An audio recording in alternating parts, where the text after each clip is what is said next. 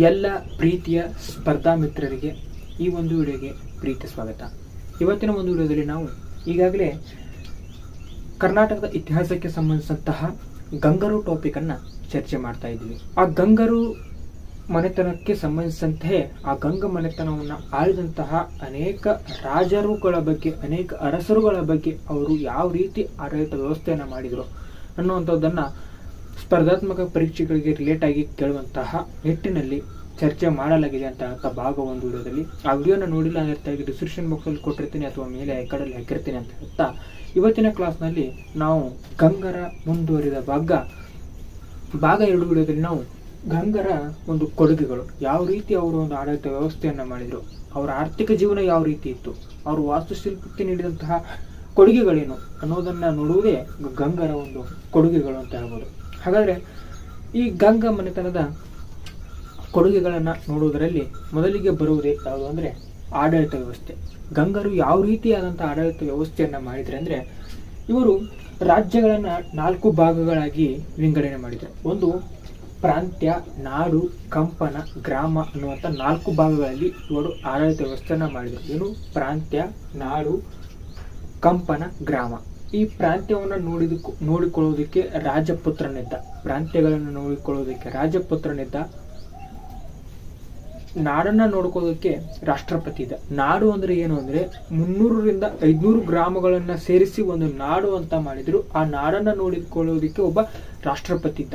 ತದನಂತರ ಕಂಪನ ಅಂದ್ರೆ 12ರಿಂದ 30 ಗ್ರಾಮಗಳು ಸೇರಿ ಒಂದು ಕಂಪನ ಎಂಬ ಪ್ರದೇಶವನ್ನ ಮಾಡಿದ್ರು. ಆ ಕಂಪನವನ್ನು ನೋಡಿಕೊಳ್ಳೋದಕ್ಕೆ ವಿಷಯಪತಿ ಇದ್ದ. ಇನ್ನು ಗ್ರಾಮವನ್ನು ನೋಡಿಕೊಳ್ಳೋದಕ್ಕೆ ಗೌಂಡ ಅಥವಾ ಗೌಡ ಇದ್ದ ಅಂತ ಹೇಳ್ಬೋದು ಗಂಗರ ಒಂದು ಆಡಳಿತ ವ್ಯವಸ್ಥೆಯಲ್ಲಿ.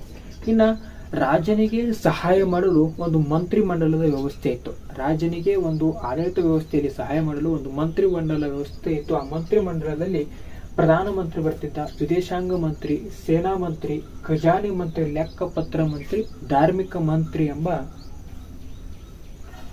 6 ಮಂತ್ರಿಗಳು ಬರ್ತಿದ್ರು. ಪ್ರಧಾನ ಮಂತ್ರಿ ಏನ್ ಮಾಡ್ತಿದ್ದ ಅಂದ್ರೆ ಸರ್ವಾಧಿಕಾರಿಯಾಗಿದ್ದ. ಎಲ್ಲ ಕೆಲಸಗಳ ಚೌಕಟ್ಟನ್ನ ಯಾರು ನೋಡ್ತಿದ್ರು ಅಂದ್ರೆ ಪ್ರಧಾನ ಮಂತ್ರಿ ನೋಡ್ತಿದ್ದ, ಸರ್ವಾಧಿಕಾರಿಯಾಗಿದ್ದ. ವಿದೇಶಾಂಗ ಮಂತ್ರಿ ಸಂಧಿ ವಿಗ್ರಹಕನಾಗಿದ್ದ. ಸೇನಾ ಮಂತ್ರಿ ಸೇನಾ ಮುಖಂಡನಾಗಿದ್ದ. ಸೇನೆಯನ್ನ ಮುಖ್ಯಸ್ಥರನ್ನ ಆಗಿದ್ದವನು ಯಾರಾದ್ರೆ ಸೇನಾ ಮಂತ್ರಿ. ಖಜಾನೆ ಮಂತ್ರಿ ಏನಾಗಿದ್ರೆ ಹಿರಿಯ ಭಂಡಾರಿಕ. ಖಜಾನೆ ಮಂತ್ರಿಗೆ ಹಿರಿಯ ಭಂಡಾರಿಕ ಅಂತ ಕರಿತಿದ್ರು.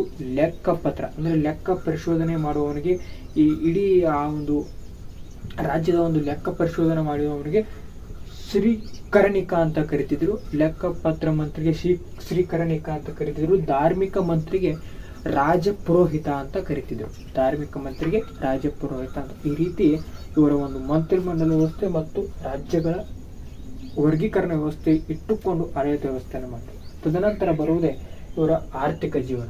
ಗಂಗರ ಆರ್ಥಿಕ ಜೀವನದಲ್ಲಿ ಮುಖ್ಯವಾಗಿ ಬರುವುದು, ಇವರ ಕಾಲದಲ್ಲಿ ಭೂಮಿಯನ್ನ ಅಳತೆ ಮಾಡಲು 2 ಕೋಲುಗಳಿದ್ವು. ಅಂದ್ರೆ ಭೂಮಿಯನ್ನ ನಾವು ಈಗ ಸಾಕು ಹಿಡ್ಕೊಂಡು ಈಗ ಏನು ಸರ್ವೆ ಮಾಡ್ತಾರಲ್ಲ, ಆಗ ಏನ್ ಮಾಡ್ತಿದೆ ಅಂದ್ರೆ ಒಂದು ಕೋಲು ಅಂದ್ರೆ ಕಟ್ಟಿಗೆ ರೂಪದಲ್ಲಿರ್ತಕ್ಕಂಥ ಒಂದು ಕೋಲನ್ನ ತೆಗೆದುಕೊಂಡು ಆಡಳಿತ ಮಾಡ್ತಿದ್ರು. ಅಂದ್ರೆ ಭೂಮಿಯನ್ನ ಅಳತೆ ಮಾಡ್ತಿದ್ರು. ಯಾವಂದ್ರೆ ಒಂದು ಗಂಗ ಕೋಲು, ಇನ್ನೊಂದು ಬೇರುಂಡ ಕೋಲು. ಗಂಗ ಕೋಲು ಮತ್ತು ಬೇರುಂಡ ಕೋಲು ಎಂಬ 2 ಕೋಲುಗಳ ಮುಖಾಂತರ ಆ ಭೂಮಿಯನ್ನ ಅಳತೆ ಮಾಡ್ತಿದ್ರು. ಇಷ್ಟು ಕೋಲು ನಿಮ್ಮ ಹೊಲ ಇದೆ, ಇಷ್ಟು ಕೋಲಲ್ಲಿ ನಿಮ್ಮ ಜಮೀನಿದೆ ಅಂತ ಹೇಳಿ ಅವರಿಗೆ ಆ ಒಂದು ಕೋಲಿನ ಆಧಾರಗಳ ಮೇಲೆ ತೆರಿಗೆಯನ್ನ ಹೇರ್ತಿದ್ರು. ಅಂದ್ರೆ ಇವರ ರಾಜರ ಪ್ರಮುಖ ಆದಾಯನೇ ಏನಾಗಿತ್ತಂದ್ರೆ ಭೂಮಿಯ ಒಂದು ಅಳತೆಯ ತೆರಿಗೆ ಆಗಿತ್ತು. ಭೂ ತೆರಿಗೆನೇ ರಾಜ್ಯರ ಒಂದು ಪ್ರಮುಖ ಆದಾಯವಾಗಿತ್ತು. ಹಾಗಾದ್ರೆ ಇವರ ಒಂದು ಭೂ ದಾಖಲೆಗಳನ್ನ ಮಾಡಿ ಅದಕ್ಕೆ ತೆರಿಗೆಗಳನ್ನ ಹೇರೋದಕ್ಕೆ ಒಂದು ಗ್ರಂಥವನ್ನ ಮಾಡಿದ್ರು. ಎಲ್ಲವನ್ನ ದಾಖಲೆ ಮಾಡಿ ಇಟ್ಕೋದಕ್ಕೆ ಒಂದು ಗ್ರಂಥ ಇತ್ತು. ಅದಕ್ಕೆ ಕಡಿತ ಅಂತ ಹೆಸರು. ಆ ಗ್ರಂಥದ ಹೆಸರೇ ಕಡಿತ ಎಂಬ ಭೂ ದಾಖಲೆಯ ಭೂ ತೆರಿಗೆಯ ಒಂದು ಗ್ರಂಥವಿತ್ತು. ಅದರ ಹೆಸರೇ ಕಡಿತ. ಇನ್ನು ತಲಕಾಡಿನಲ್ಲಿ ಬರುವಂತಹ ವಿಜಯಪುರದಲ್ಲಿ ಅತಿ ದೊಡ್ಡ ಒಂದು ನೇಯ್ಗೆ ಕೇಂದ್ರವಿತ್ತು ಅಂತ ಹೇಳ್ಬೋದು. ತದನಂತರ ಇವರ ಕಾಲದಲ್ಲಿ ಚಲಾವಣೆ ಇದ್ದಂತ ನಾಣ್ಯ ಯಾವುದು ಅಂದ್ರೆ ಗದ್ಯಾನ ಎಂಬ ನಾಣ್ಯ ಚಲಾವಣೆಯಲ್ಲಿ ಇತ್ತು. ಆ ಗದ್ಯಾನ ಎಂಬ ನಾಣ್ಯದ ಮೇಲೆ ಆನೆಯ ಮುದ್ರಣವನ್ನ ಹೊರಡಿಸಿದ್ದರು. ಗದ್ಯಾನ ಎಂಬ ನಾಣ್ಯ ಚಲಾವಣೆಯಲ್ಲಿ ಇತ್ತು, ಆನೆ ಎಂಬ ಮುದ್ರಣವನ್ನು ಹೊರಡಿಸಿದ್ದರು.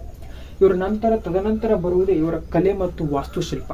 ಅಂದರೆ ಯಾವ ರೀತಿಯಾದಂತಹ ದೇವಾಲಯಗಳನ್ನ ನಿರ್ಮಿಸಿದ್ರು ಅಂದ್ರೆ ಇವರ ಕಲೆಗೆ ನೀಡಿದಂಥ ಪ್ರೋತ್ಸಾಹ, ಇವರು ಕಟ್ಟಿಸಿದಂಥ ದೇವಾಲಯಗಳನ್ನ ನೋಡಿದ್ರೆ ಇವರು ಪಲ್ಲವರು ಮತ್ತು ಕದಂಬರಗಳ ಒಂದು ಮಿಶ್ರಣದಿಂದ ದೇವಾಲಯಗಳನ್ನ ನಿರ್ಮಿಸಿದ್ದಾರೆ. ಕೊಡುಗೆಗಳಿಗೆ ಹೋಲುತ್ತು ಅಂದ್ರೆ ಪಲ್ಲವರ ಮತ್ತು ಕದಂಬರ ಒಂದು ವಾಸ್ತುಶಿಲ್ಪ ರೀತಿ, ಅವ್ರು ಯಾವ ರೀತಿ ದೇವಾಲಯಗಳನ್ನ ಕಟ್ಟಿಸಿದ್ರು ಆ ರೀತಿಯಾದಂಥ ದೇವಾಲಯಗಳನ್ನ ಕಟ್ಟಿಸಿದ್ರು. ಅಂದ್ರೆ ಕಂಬಗಳು, ಚೌಕಾಕಾರದ ಕಂಬಗಳನ್ನ ನಿರ್ಮಾಣ ಮಾಡೋದು, ಆ ಕಂಬಗಳ ಅಡಿಯಲ್ಲಿ ಸಿಂಹಗಳ ಕೆತ್ತನೆ ಮಾಡೋದು, ಪಿರಮಿಡ್ ಆಕಾರದ ಗೋಪುರಗಳನ್ನ ನಿರ್ಮಾಣ ಮಾಡೋದು, ಈ ರೀತಿಯಾದಂತಹ ಲಕ್ಷಣಗಳನ್ನ ಒಳಗೊಂಡು ಇವರು ದೇವಾಲಯಗಳನ್ನ ನಿರ್ಮಿಸ್ತಿದ್ರು. ಹಾಗಾದ್ರೆ ಗಂಗರ ಪ್ರಮುಖ ದೇವಾಲಯಗಳನ್ನ ನೋಡೋದಾದ್ರೆ ಇವರು ತಲಕಾಡಿನಲ್ಲಿ 3 ದೇವಾಲಯಗಳನ್ನ ಕಟ್ಟಿಸಿದ್ರು. ಒಂದು ಪಾತಾಳೇಶ್ವರ, ಮರುಳೇಶ್ವರ, ನೆಕ್ಸ್ಟ್ ಪಂಚಲಿಂಗೇಶ್ವರ ದೇವಾಲಯಗಳನ್ನ ತಲಕಾಡಿನಲ್ಲಿ ಕಟ್ಟಿಸಿದ್ರು. ಪಾತಾಳೇಶ್ವರ, ಮರುಳೇಶ್ವರ ದೇವಾಲಯ, ಪಂಚಲಿಂಗೇಶ್ವರ ದೇವಾಲಯ. ತದನಂತರ ಕೋಲಾರದಲ್ಲಿ ಕೋಲಾರಮ್ಮ ದೇವಾಲಯವನ್ನು ನಿರ್ಮಿಸಿದ್ರು. ಮನ್ನೆ ಎಂಬ ಊರಿನಲ್ಲಿ ಕಪಿಲೇಶ್ವರ ದೇವಾಲಯವನ್ನು ನಿರ್ಮಿಸಿದ್ರು. ತದನಂತರ ನಂದಿಯಲ್ಲಿ ಭೋಗನಂದೀಶ್ವರ ದೇವಾಲಯವನ್ನ ನಿರ್ಮಾಣ ಮಾಡಿದ್ರು. ನರಸಮಂಗಲದಲ್ಲಿ 2 ದೇವಾಲಯಗಳನ್ನ ನಿರ್ಮಿಸಿದ್ರು. ಒಂದು ಶಿವ ದೇವಾಲಯ, ಇನ್ನೊಂದು ರಾಮಲಿಂಗೇಶ್ವರ ದೇವಾಲಯ ಅಂತ ಹೇಳಿ ಒಟ್ಟಾರೆಯಾಗಿ 4 ಸ್ಥಳಗಳಲ್ಲಿ 10ಕ್ಕೂ ಹೆಚ್ಚು ದೇವಾಲಯಗಳನ್ನು ನಿರ್ಮಿಸಿ ಇವರು ತಮ್ಮ ಕಲೆಗೆ ಅತ್ಯಂತ ಪ್ರೋತ್ಸಾಹವನ್ನು ನೀಡಿದ್ದಾರೆ.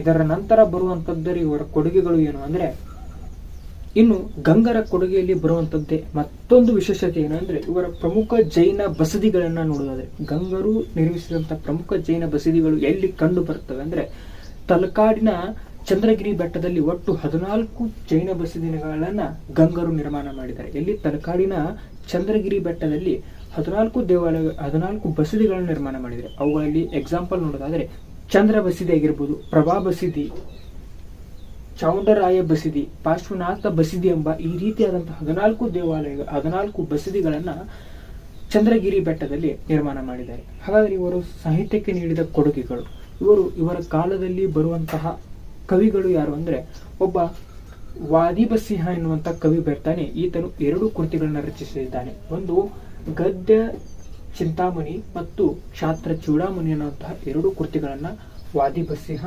ರಚನೆ ಮಾಡಿದ್ದಾನೆ. ಒಂದು ಗದ್ಯ ಚಿಂತಾಮಣಿ, ಇನ್ನೊಂದು ಕ್ಷಾತ್ರ ಚೂಡಾಮಣಿ ಅಂತಹ 2 ಕೃತಿಗಳು. ಇದು ತದನಂತರ ದೇವನಂದಿ ಶಬ್ದಾವತಾರ ಎಂಬ ಕೃತಿಯನ್ನು ರಚನೆ ಮಾಡ್ತಾನೆ. ದೇವನಂದಿ ಕವಿ ಶಬ್ದಾವತಾರ ಕೃತಿಯನ್ನು ರಚನೆ ಮಾಡ್ತಾನೆ. ತದನಂತರ ಹೇಮಸೇನ ರಾಘವ ಪಾಂಡವೀಯ ಎನ್ನುವಂತ ಕೃತಿಯನ್ನು ರಚನೆ ಮಾಡ್ತಾನೆ. ಹೇಮಸೇನ ರಾಘವ ಪಾಂಡವೀಯ ಎಂಬುವಂತ ಕೃತಿಯನ್ನ ಹೇಮಸೇನ ರಚನೆ ಮಾಡಿದ್ರೆ, ನಾಗವರ್ಮ ಚಂದೋಂಬುದಿ ಕೃತಿಯನ್ನ ರಚನೆ ಮಾಡ್ತಾನೆ. ತದನಂತರ ನೇಮಿಚಂದ್ರ ಎನ್ನುವಂತಹ ಕವಿ 2 ಕೃತಿಯನ್ನ ರಚನೆ ಮಾಡ್ತಾನೆ. ಒಂದು ತ್ರಿಲೋಕ ಸಾರ, ಇನ್ನೊಂದು ದ್ರವ್ಯಸಾರ ಸಂಗ್ರಹ ಎಂಬುವಂತ ಕೃತಿಯನ್ನ ನೇಮಿಚಂದ್ರನವರು ರಚನೆ ಮಾಡ್ತಾರೆ.